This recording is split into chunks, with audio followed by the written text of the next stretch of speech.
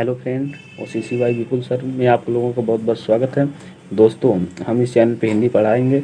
दोस्तों, कल एक वीडियो आप लोगों को बताई गई थी जिसमें अव्ययी भाषा समास को विस्तृत रूप से पढ़ाया गया था। उसको आप लोग एक बार ज़रूर पढ़ लें। आज हम लोग दूसरा वीडियो पढ़ेंगे। उसके आगे से द्वंद्व समास से शुरू करेंगे।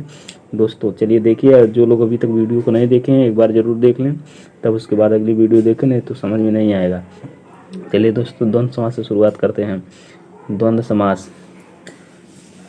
द्वंद्व समास में दोनों पदों की प्रधानता होती है। समझिएगा, पहले चारों परिभाषा समझ लीजिएगा, उसके बाद आगे समझ में आएगा। द्वंद्व समास में दोनों पदों की प्रधानता होती है और द्वंद्व समास में पहला व दूसरा पद दोनों पद मान्य होते हैं। पहला व दूसरा दोनों पद मान्य होते हैं। उसके बाद देखिएगा, पहला पद पूर्व या प्रथम पद भी कहलाता है। मतलब पहले पद को ही पूर्व पद के नाम से भी बोलते हैं और प्रथम पद के नाम से भी बोलते हैं। ध्यान दीजिएगा, यही अभी आगे आएगा। अभी आप लोग फिर वही कर फिर पूछेंगे। और आगे देखिएगा, दूसरा पद उत्तर या द्वितीय पद भी कहलाता है। दूसरे पद को उत्तर या द्वितीय पद भी कहते हैं। ध्यान दीजिएगा आगे, जैसे माता पिता, इसमें माता पहला पद हो जाएगा, पिता दूसरा पद। राम लक्ष्मण, राम पूर्व पद, लक्ष्मण उत्तर पद। जैसे राम या पहला पद पूर्व पद नहीं बताए थे ना, पहला पद या पूर्व या प्रथम, कुछ भी बोल सकते हैं। इसमें आगे देखेंगे, भाजपा कांग्रेस, भाजपा प्रथम पद और कांग्रेस द्वितीय पद हो जाएगा। आगे हम लोग देखेंगे। चलिए दोस्तों, आगे हम लोग देखेंगे द्वंद्व समास को पहचानने की ट्रिक। 2 ट्रिक आप लोगों को बताएंगे आप लोगों को 9 ट्रिक। 9 प्रकार से मतलब द्वंद्व समास को पहचाना जाता है। ध्यान से देखिएगा। पहला नंबर 1, प्रतियोगिता, जिसमें प्रतियोगिता हो, प्रतिस्पर्धा, प्रतिद्वंदता हो, वहाँ पे द्वंद्व समास होता है। जैसे देखिएगा, राम रावण, कृष्ण कंस, भाजपा कांग्रेस। यहाँ पे प्रतियोगिता का भाव आ रहा है, इसलिए यहाँ पे द्वंद्व समास होगा। अगला देखेंगे, प्रतिस्पर्धा। प्रतिस्पर्धा देखेंगे, कर्ण अर्जुन, भीम दुर्योधन। उसी प्रकार से आगे देखेंगे, प्रतिद्वंदता, यहाँ जिसे हम लोग पक्ष वाली बात कहते हैं। जैसे मोदी का केजरीवाल, योगी प्रियंका गांधी, इनमें भी द्वंद्व समास ही है।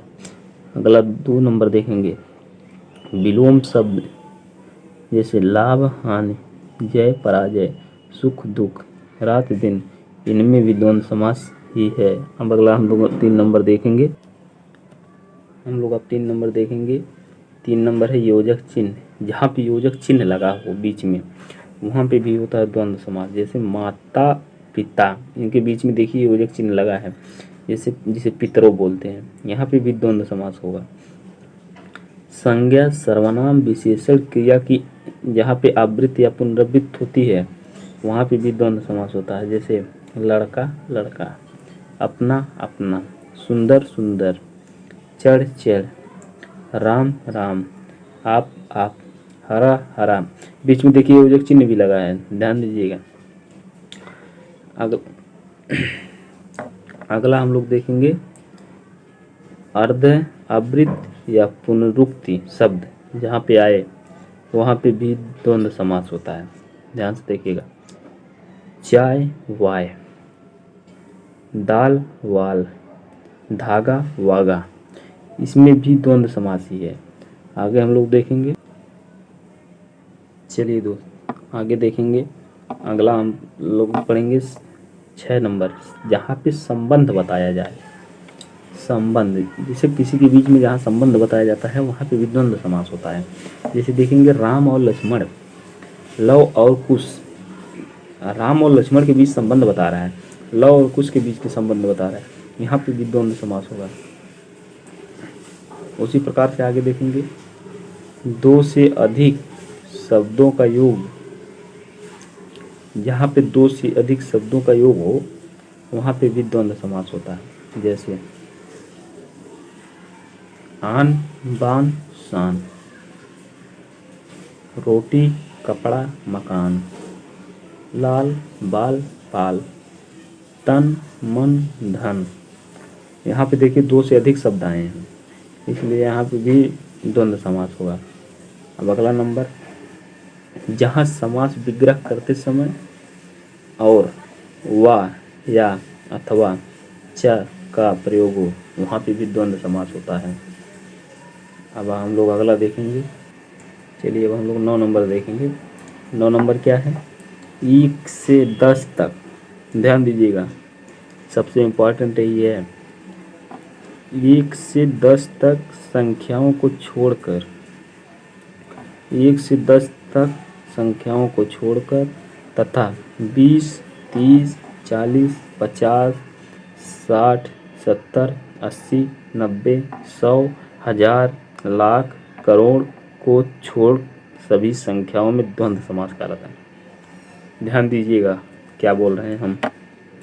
1 से अधिक, 1 से 10 तक संख्याओं को छोड़कर तथा 20, 30, 40, 50, 60, 70, 80, 90, 100, 1000, लाख, करोड़ को छोड़कर सभी संख्याओं में द्वंद्व समास कहलाते हैं।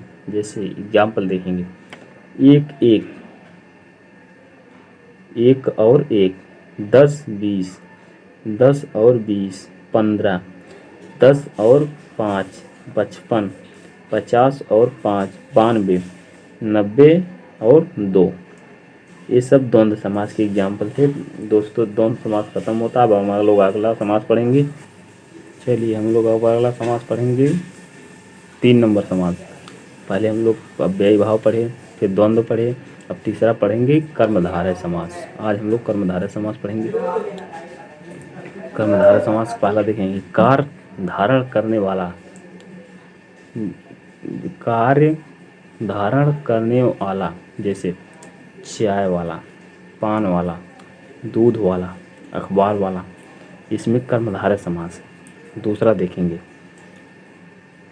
विशेषण विशेष समास, जहाँ पे विशेषण विशेष से हो वहाँ पे भी कर्मधारय समास। जैसे पीताम्बर, पित्त धन अंबर, कृष्ण सर्प, कृष्ण धन सर्प, यहाँ पे इसमें भी द्वंद्व कर्मधारय समास है। उसी प्रकार से अगला देखेंगे उपमान या उपमेय समास, जहाँ पे उपमान और उपमेय हो वहाँ पे भी कर्मधारय समास होता है। जैसे उपमान मतलब जिससे तुलना की जाए और उपमेय मतलब जिसकी तुलना की जाए। जैसे एग्जाम्पल में देखेंगे हम लोग चंद्रमुख, चंद्रमुख, चंद्र प्लस मुख, इसमें चंद्र उपमेय है और इसमें मुख जो है ये उपमान है। ध्यान दीजिएगा। उसी प्रकार से एग्जाम्पल देखेंगे हम लोग कमल नयन,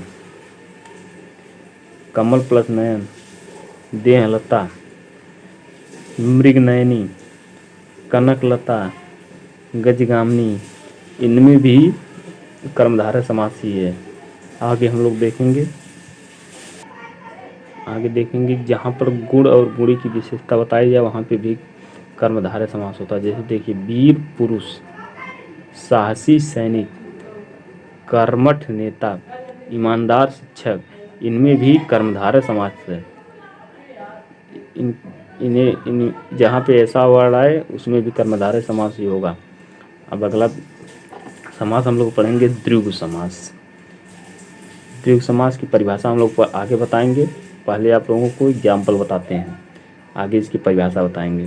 संख्यावाची, यहाँ पे संख्यावाची हो, अभी देखिए इस परिभाषा बनेगी। यहाँ पे संख्यावाची हो, जैसे संख्या मतलब अंक, वाची मतलब कहना।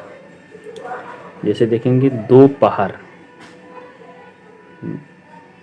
ध्यान से देखिएगा,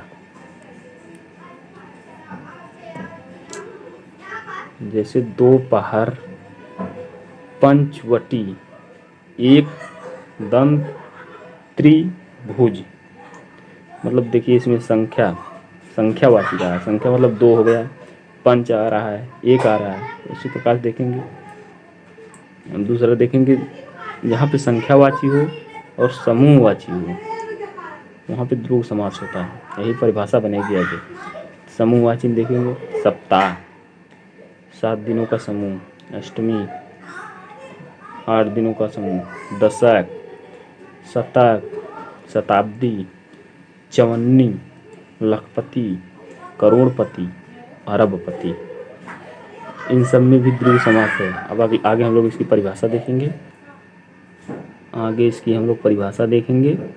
उसकी परिभाषा है, पहला पद संख्यावाची होता है तथा दूसरे पद की प्रधानता होती है। अभी आप लोगों को एग्जाम्पल बताए हैं। पहला पद संख्यावाची होता है तथा दूसरे पद की प्रधानता होती है। ध्यान से देख लीजिएगा, जो पहले एग्जाम्पल बताएं, पहले एग्जाम्पल को समझ लीजिएगा, उसके बाद परिभाषा आप लोगों को समझ में आएगी। ध्यान दीजिएगा। चलिए दोस्तों, अगली वीडियो में हम लोग पढ़ेंगे, इसके आगे से पढ़ेंगे बहुब्रीहि समास और तत्पुरुष समास। 2 समास इसके आगे पढ़ेंगे। वीडियो कैसी लगी आप लोग कमेंट बॉक्स में ज़रूर बताइएगा। धन्यवाद आपको।